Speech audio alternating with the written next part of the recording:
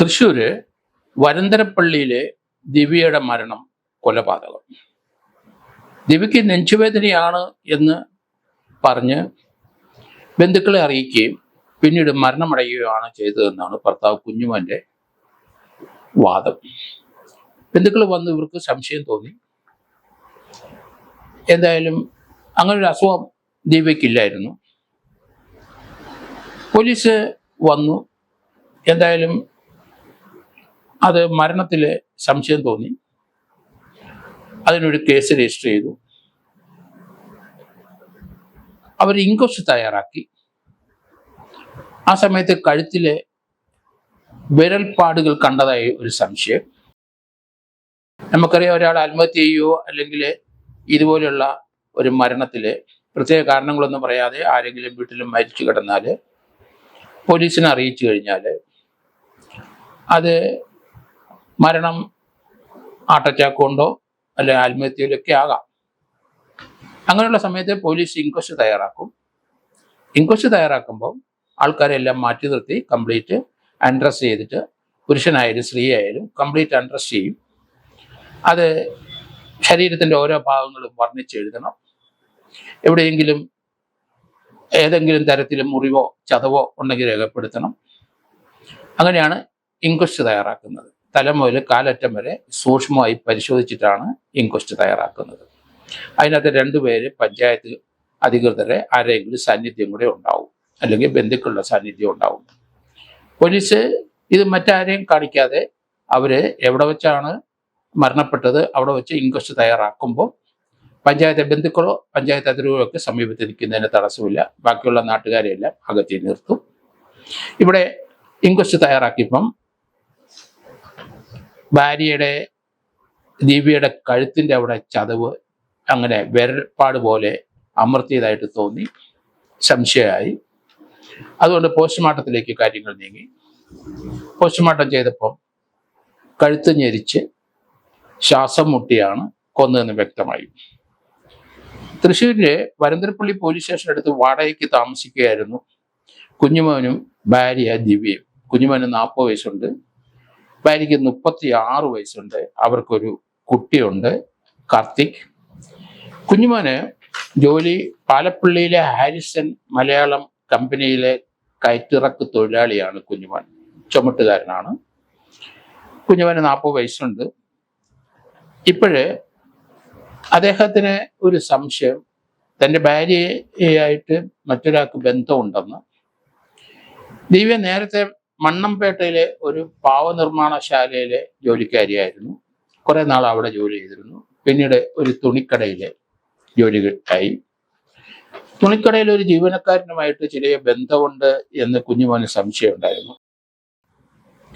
അങ്ങനെ പല രീതിയിലുള്ള അയാൾ ഇവളെ പിന്തുടർന്ന് നോക്കിയെങ്കിലും കഴിഞ്ഞ ദിവസം ഒരു സംശയം തോന്നിയപ്പം തന്നെ ഇവള് ജോലിക്ക് പോയി.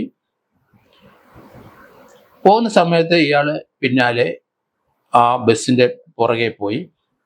ബസ് കുറേ ദൂരം പകുതി ചെന്ന് കഴിഞ്ഞപ്പം ബസ് നിന്നു. അവിടുന്ന് ദിവ്യ ഇറങ്ങി. ഒരു ബൈക്കുമായിട്ട് ഒരാൾ അവിടെ വെയിറ്റ് ചെയ്യുന്നുണ്ടായിരുന്നു. ആ ബൈക്കിൻ്റെ പുറകെ ഇരുന്ന് പോയി. ഇതാണ് സംശയത്തിൻ്റെ കാരണം. കുഞ്ഞുമോനെ നേരത്തെ മുതൽ ആ ഒരു സംശയം മനസ്സിലുണ്ടായിരുന്നു. അതിപ്പം തൊണ്ടി സഹിതം പിടിച്ചതായി. അങ്ങനെ കഴിഞ്ഞ ശനിയാഴ്ച വീട്ടിൽ വന്നു. ജോലി കഴിഞ്ഞ് വന്ന കുഞ്ഞുമോനും ദിവ്യയുമായിട്ട് തർക്കമായി, വാക്കുതർക്കമായി. അതിൻ്റെ അവസാനം കുഞ്ഞുമോൻ അവളുടെ കഴുത്ത് ഞെരിച്ചു കൊന്നു.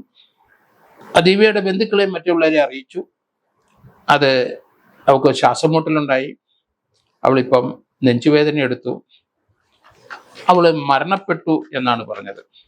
അപ്പൊ അവർ താമസിക്കുന്ന വരന്തരപ്പള്ളിയിലെ പീച്ചി കണ്ണാറ കരടിയാള തെങ്ങനാലാണ് കുഞ്ഞുമോൻ്റെ താമസം. വരന്തരപ്പള്ളി പാറയ്ക്ക വീട്ടിൽ ഗംഗാധരൻ്റെ മകളാണ് ദിവ്യ. ഇവർ ഈ പുതിയ വീട്ടിൽ വാടകയ്ക്ക് താമസിക്കാൻ തുടങ്ങിയിട്ട് 6 മാസമേ ആയുള്ളൂ. ഏതായാലും ഇൻക്വസ്റ്റ് തയ്യാറാക്കിയപ്പോഴാണ് പോലീസിന് സംശയം വന്നത്. ആ സംശയം കറക്റ്റായിരുന്നു, കൃത്യമായിരുന്നു. അതുകൊണ്ട് ആണ് പോലീസ് നടപടിയായിട്ട് മുന്നോട്ട് പോയി കുഞ്ഞുമോനെ കസ്റ്റഡിയിലെടുത്തു. ഏതായാലും കുഞ്ഞുമോൻ കുറ്റം സമ്മതിച്ചായിട്ടാണ് ഇവൻ വരുന്നത്. രണ്ടുപേർക്കും കാർത്തി എന്ന് പറഞ്ഞ ഒരു കുട്ടി മാത്രമേ ഉള്ളൂ. ബസ്സിൽ പോയപ്പം അദ്ദേഹം സംശയിച്ച് പിന്തുടരുന്നത് ഭാര്യ അറിഞ്ഞേയില്ല. ദൂരെ നിന്ന് അയാൾ കണ്ടു, ബസ്സിൽ നിന്ന് ഇറങ്ങി മറ്റൊരാളുടെ ബൈക്കിൽ പോകുന്നു. വീട്ടിലെ എന്തായാലും മറ്റാരുടെയും ഒരു പാർട്ടി ഇതിനകത്ത് ഇല്ല എന്നറിയിക്കാൻ വീട്ടിലെ ഫിംഗർ പ്രിന്റ് പരിശോധന നടത്തി, ഫോറൻസിക് പരിശോധനകളൊക്കെ നടത്തി. പോലീസ് കൃത്യമായിട്ട് അന്വേഷണമായിട്ട് മുന്നോട്ട് പോയി. പ്രതി ഇപ്പം കുറ്റം സമ്മതിച്ചും കഴിഞ്ഞു. പാലപ്പള്ളിയിലെ ആരിസൺ മലയാളം കമ്പനിയിലെ കയറ്റിറക്ക് തൊഴിലാളിയാണ് കുഞ്ഞുമാൻ. അവിടെ വർഷങ്ങളായിട്ട് കുഞ്ഞുമാൻ അവിടെയാണ് ജോലി ചെയ്യുന്നത്. ഭാര്യ മറ്റു ജോലിക്ക് പുറത്തു പോകും. നേരത്തെ ഒരു പാവനിർമ്മാണശാലയിലായിരുന്നു ജോലി, അത് നിർത്തി. പിന്നെ തുണിക്കടയിലായി. തുണിക്കടയിലുള്ള ഒരുത്തനുമായിട്ട് ചെറിയ അടുപ്പമുണ്ടെന്ന് സംശയിച്ചു ഭർത്താവ് വിചാരിക്കും താൻ അധ്വാനിച്ച് ചുമട്ട് ജോലിയൊക്കെ എടുത്ത് അങ്ങനെയാണ് വീട് കുടുംബം നടത്തുന്നത്. ഭാര്യ ചില സമയത്ത് ജോലിക്ക് പോകുന്നുണ്ട്, ചില സമയത്ത് ജോലിയില്ല. അങ്ങനെയുള്ള ഭാര്യ തന്നെ ചതിച്ചു എന്ന് തോന്നി. അതുകൊണ്ടാണ് അയാള് തമ്മിൽ വഴക്കുണ്ടാക്കി കഴുത്ത് ഞെരിച്ച് കൊലപ്പെടുത്തിയത്. ഇത് ഭാര്യ ഭർത്താക്കന്മാരെ ഒന്നിച്ച് താമസിക്കുന്ന സന്ദർഭത്തിൽ ഇതുപോലെയുള്ള സംശയങ്ങൾ പരസ്പരം ഉണ്ടാവും. അതിനകത്ത് എന്തെങ്കിലും കാര്യമുണ്ടെങ്കിൽ രണ്ടു കൂട്ടരും പ്രതികരിക്കാനാണ് സാധ്യത.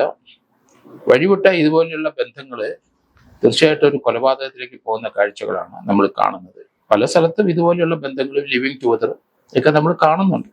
ലിവിങ് ടുഗദർ എപ്പോഴും ഒരു മരണത്തിലേക്ക് തന്നെ, അതൊരു സക്സസ്ഫുൾ ആയിട്ട് ഇതുവരെ കണ്ടിട്ടില്ല.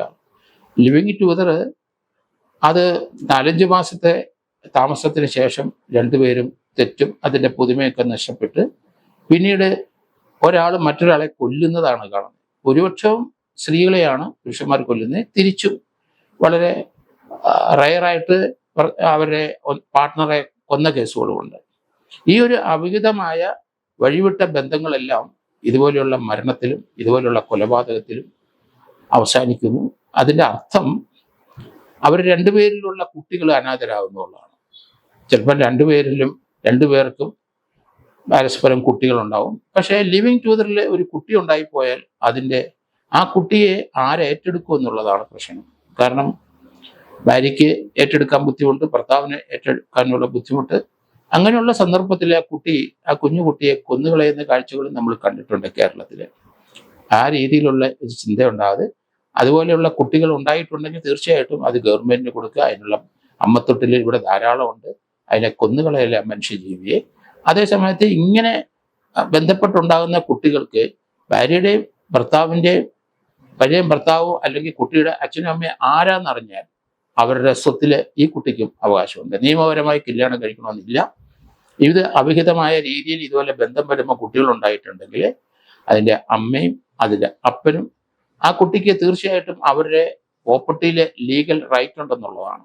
അത് DNA കൊണ്ട് അത് പ്രൂവ് ചെയ്യാൻ ഈസിയാണ്. കല്യാണം കഴിച്ചുണ്ടാകുന്ന കുട്ടികൾക്ക് അവകാശം ഉള്ളതുപോലെ കല്യാണം കഴിക്കാതെ ഇതുപോലെയുള്ള ബന്ധത്തിലുണ്ടാകുന്ന കുട്ടികൾക്കും രണ്ടുപേരുടെയും പ്രോപ്പർട്ടിയിൽ അവകാശം ഉണ്ടെന്നുള്ള കാര്യം മറക്കരുത്.